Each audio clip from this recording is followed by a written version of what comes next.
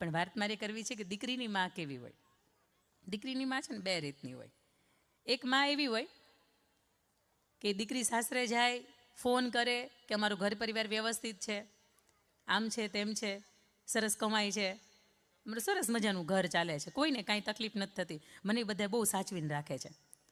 પણ એક છે કે નાના ભાઈ છે ને એને થોડુંક હમણાં ઘર જ થઈ ગયું છે ને વાત કરે છે કે જુદા થઈ જવાની. મારા ઘરવાળો તો સવારથી સાંજ સુધી જાય, બિચારા સાંજ પડે આવે, એ વધારે કમાય છે ને એની ઉપર જ આખું ઘર હાલે છે. એટલે એ દીકરીની માં શું કહે ખબર? બરોબર છે, આપણે જ એવું કહેવાય કે આ જુદું થઈ જ જવું છે, આપણે આપણું કરાય, બીજાનું જે થતું હોય એ થાય. એક માં આવી હોય. અને બીજી માં એવી હોય કે દીકરી એના લગ્ન થાય ને એટલે સાસરે જાય અને લગ્ન પહેલાં ખૂબ વજન ઉતારે, પણ ઉતરે નહીં, 1 કિલોય ન ઉતરે. સાસરે જાય ને 2-4 ત્યાં પ્રસંગો હતા, મામા માસી ફઈફુ અને પ્રસંગો હતા, એટલે 20, 22, 25 દિવસ રોકાઈને પછી પિયરમાં આવે. પહેલી વખત લગ્ન થયા પછી પહેલી વખત પિયરમાં આવે છે. એટલે 6-7 કિલો જેટલું વજન ઉતરી જાય ને બધા એને પૂછે કે અરે તારા આટલું બધું કેમ વજન ઘટી ગયું? એટલે દીકરીથી રહેવાય નહીં ને એટલે પછી છેલ્લે એ કે એ ઘરની અંદર કાં તો હું રહીશ અને કાં તો મારા સાસુ રહેશે. એટલો બધો ખરાબ સ્વભાવ છે, એટલો બધો ખરાબ સ્વભાવ છે. અહીંયા ઘણા બેઠા છે ને એને લાગુ પડતો હશે આ વાત.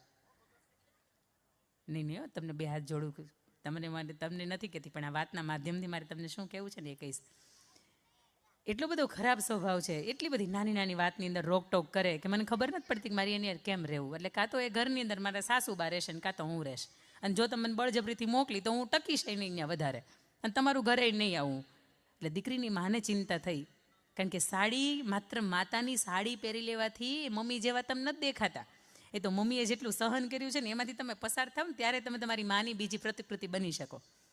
પરંતુ એ સાડી ઓઢ્યા પછી, એ પાનેતર ઓઢ્યા પછી, એ ચુંદરી ઓઢ્યા પછી ત્યાં જઈને પાછી આવે ને એવું કે મારાથી ઘરમાં હવે 2 વ્યક્તિ સાથે નહીં રહેવાય. એટલે તરત જ દીકરીની મા એને પૂછે તને તકલીફ શું છે? એટલે દીકરી તરત તકલીફ કે નાની નાની વાતની અંદર રોકે, મને સવારમાં ઉઠવામાં 5 મિનિટ મોડું થાય તો આખો દી બગાડી નાખે, સવારમાં વધ્યું ઘટ્યું હોય તો એ મને ચા આપે, આ કેટલી બધી તકલીફો. એટલે દીકરીની મા હતી ને બહુ સરસ સમજણી હતી. એટલે તરત એણે કહ્યું કે બેટા તું અહીંથી જા ને, અઠવાડિયું રોકાઈને તું અહીંથી જાશ ને એટલે તને સરસ મજાનું એક પાવડરની ડબ્બી આપીશ, એ તારે લેતી જવાની છે. અને તારા સાસુબા જમવા બેસે ને એટલે સવાર સાંજ ને બપોર, રસોઈ તો તારા જ હાથમાં છે, સવાર સાંજ ને બપોર થોડો થોડો પાવડર છે ને તારે એને જમણવાની અંદર નાખવાના. પછી તું જો 3 મહિનાની અંદર હજી તો આટલું બોલે ને કે અરે વાહ, હું આવું જ ગોતતી હતી કંઈક, કોઈને કંઈ ખબર ન પડે, મારું નામ એ ન આવે ને માં તું કેટલી હોશિયાર છો, કેટલી ડાય છે, એમ કરી દીકરી કોઈ દી બધ નહોતી ભરી ને માને આજ બધ ભરી ગઈ.